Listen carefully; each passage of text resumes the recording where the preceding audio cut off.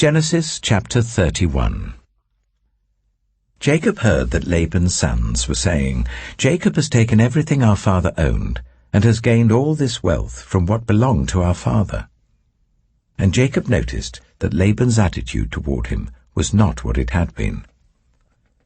Then the Lord said to Jacob, "Go back to the land of your fathers and to your relatives, and I will be with you." So Jacob sent word to Rachel and Leah to come out to the fields where his flocks were.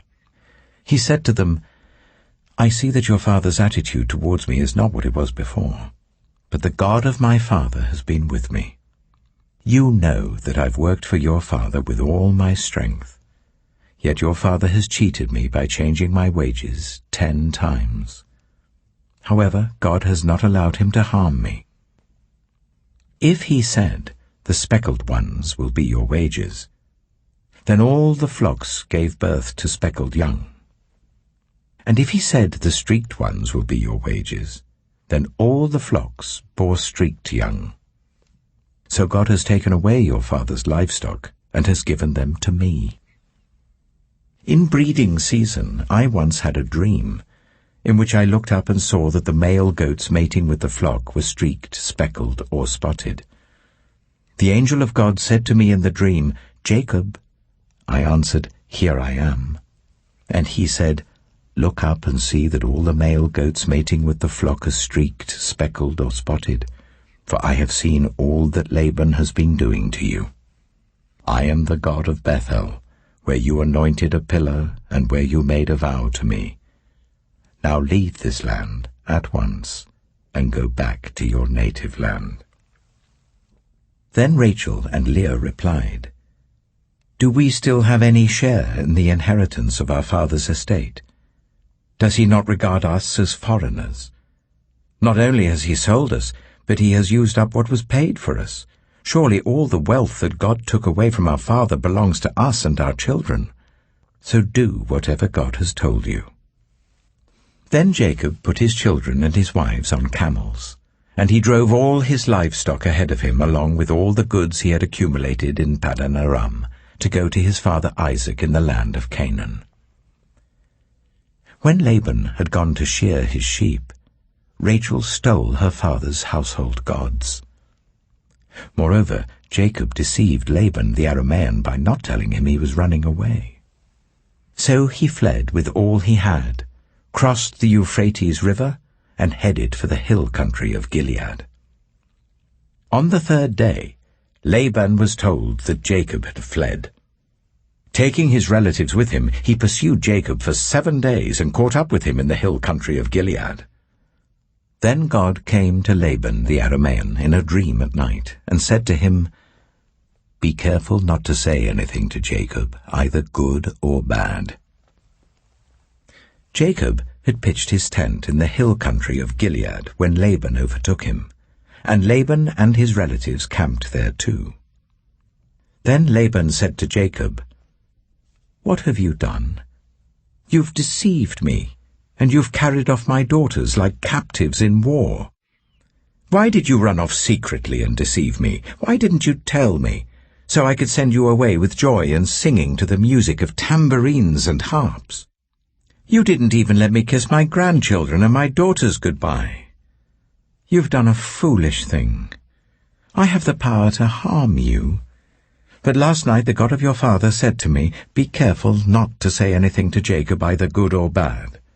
Now you have gone off because you long to return to your father's household. But why did you steal my gods?" Jacob answered Laban, "I was afraid, because I thought you would take your daughters away from me by force. But if you find anyone who has your gods, that person shall not live. In the presence of our relatives, see for yourself whether there is anything of yours here with me, and if so, take it." Now Jacob did not know that Rachel had stolen the gods. So Laban went into Jacob's tent, and into Leah's tent, and into the tent of the 2 female servants, but he found nothing. After he came out of Leah's tent, he entered Rachel's tent. Now Rachel had taken the household gods and put them inside her camel's saddle and was sitting on them. Laban searched through everything in the tent, but found nothing. Rachel said to her father, "Don't be angry, my lord, that I cannot stand up in your presence. I'm having my period." So he searched, but could not find the household gods. Jacob was angry and took Laban to task. "What is my crime?" he asked Laban. "How have I wronged you that you hunt me down? Now that you have searched through all my goods, what have you found that belongs to your household? Put it here in front of your relatives and mine, and let them judge between the two of us. I have been with you for 20 years now. Your sheep and goats have not miscarried, nor have I eaten rams from your flocks. I did not bring you animals torn by wild beasts. I bore the loss myself. And you demanded payment from me for whatever was stolen by day or night. This was my situation. The heat consumed me in the daytime and the cold at night, and sleep fled from my eyes. It was like this for the 20 years I was in your household. I worked for you 14 years for your 2 daughters and 6 years for your flocks, and you changed my wages 10 times.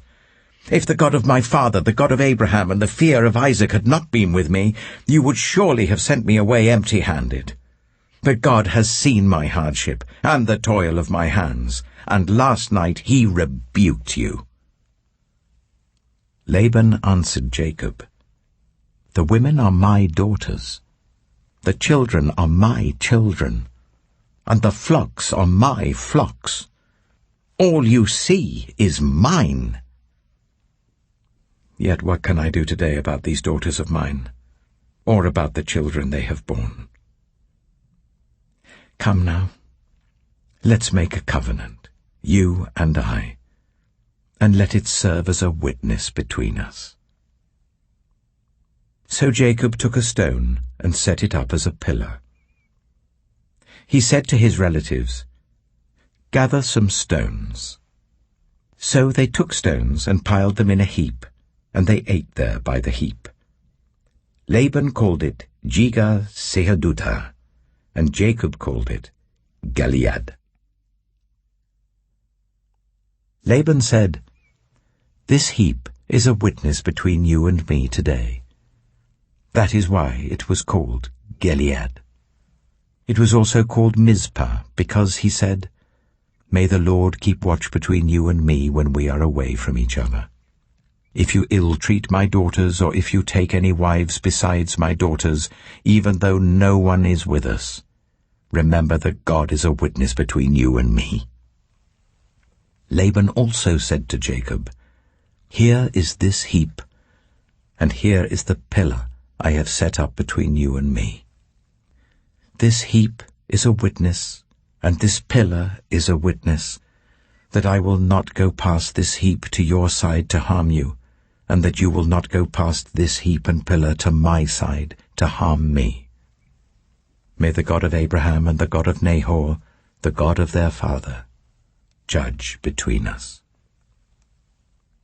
So Jacob took an oath in the name of the fear of his father Isaac. He offered a sacrifice there in the hill country and invited his relatives to a meal. After they had eaten, they spent the night there. Early the next morning, Laban kissed his grandchildren and his daughters and blessed them. Then he left and returned home.